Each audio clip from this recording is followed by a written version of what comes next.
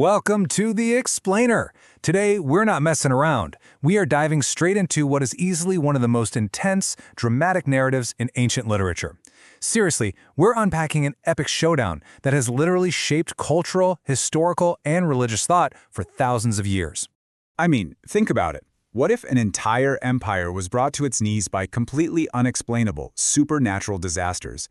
We're talking about one of the greatest, most powerful superpowers of the ancient world, facing absolute ruin. And as the texts describe it, this wasn't just a streak of incredibly bad weather. Oh no, it was a methodical, systematic dismantling of a kingdom. So let's set the stage. Part 1. A clash of wills between the ultimate oppressor and an incredibly unlikely challenger. To really grasp the sheer magnitude of this story, we have to look at the status quo of the ancient world it describes. In ancient Egypt, Pharaoh wasn't just a king. He was revered as a literal, living god. Absolute power, no questions asked. Meanwhile, you have the Israelites, who have been trapped in generations of agonizing, forced labor, building these massive monuments and cities.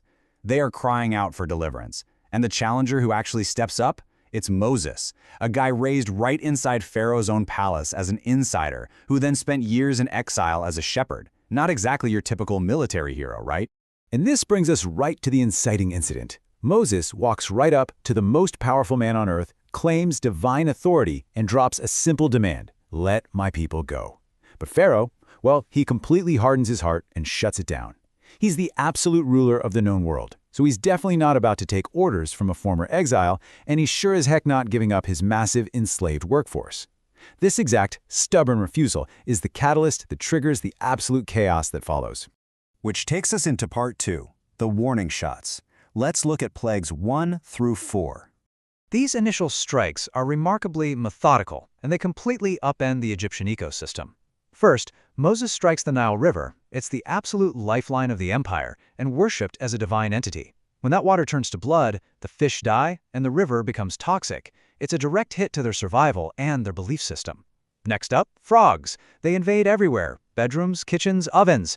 And it's deeply ironic, because the Egyptians worshipped a frog-headed goddess of fertility. Then, the literal dust of the earth turns into swarms of gnats. Pharaoh begs for relief, makes a promise to free the Israelites, but the second the gnats are gone, he completely goes back on his word. Now, what's really fascinating here is that the gnat invasion is so intense, even Pharaoh's own court magicians throw in the towel. These are the elite spiritual and scientific experts of the empire. They look at this inescapable disaster and make a stunning admission to their ruler, saying, "This is the finger of God." They clearly recognize they're totally outmatched by a supernatural authority. But incredibly, Pharaoh still digs his heels in. He completely ignores his most trusted advisors. And that leads us right into the fourth plague: dense, devastating swarms of flies. But watch this, because here is a massive turning point in the narrative.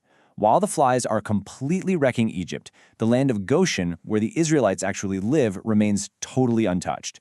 For the first time, we see a clear, physical boundary drawn: ruin for the oppressors, divine protection for the oppressed. It underscores that this isn't just random ecological collapse, it is highly, specifically targeted. Things are about to get much worse in part 3, escalation and ruin. Let's see how this breaks a nation. We're now entering severe economic and physical escalation.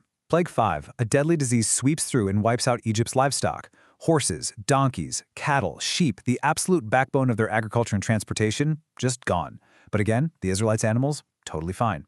Then Plague 6 brings agonizing boils breaking out on both people and animals. It gets so bad Pharaoh's magicians can't even stand up to face Moses. And then Plague 7 hits.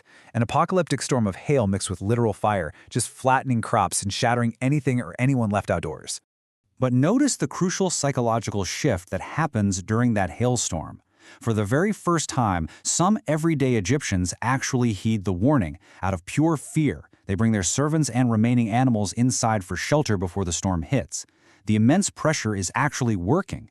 The everyday people are starting to crack and react, even as their leader stubbornly continues to resist. These next two events are the final nails in the coffin for Egypt's food supply and daily life.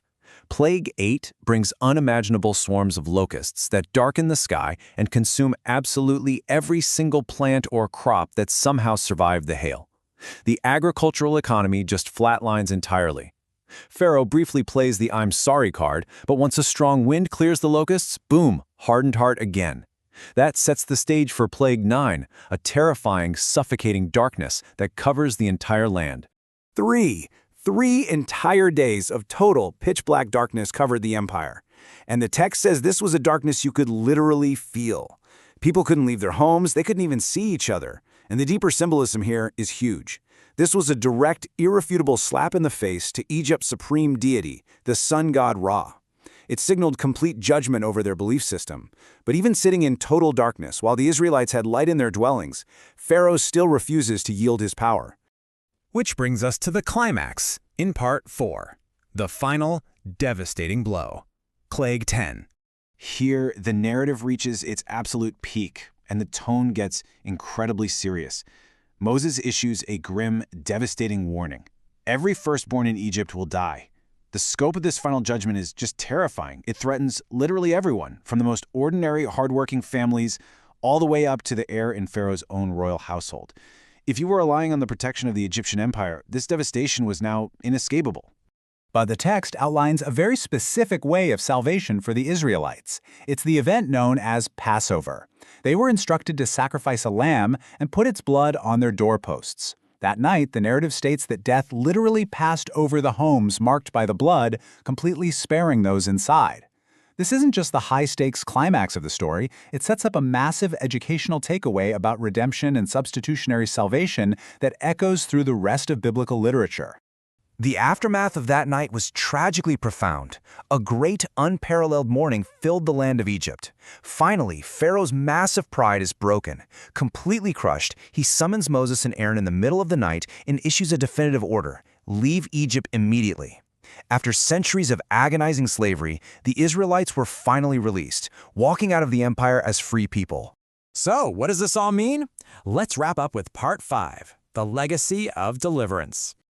Looking back at this ancient source material, it's so clear. These weren't depicted as random, chaotic natural disasters. They were deeply purposeful events. They revealed a supreme power dismantling a seemingly invincible empire. They stood as a stark, unavoidable judgment against brutal, systemic oppression. They showcased the devastating, far-reaching consequences of a leader's unchecked pride. And ultimately, they told a profound, unforgettable story of deliverance and freedom for an enslaved people. So I want to leave you with this question. How does this ancient story of faith versus pride still echo in our culture today?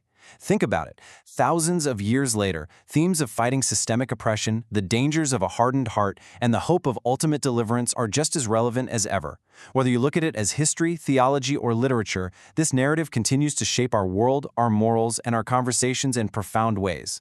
Thanks so much for joining me for this explainer. Keep asking questions, and I'll see you next time. Thanks for watching.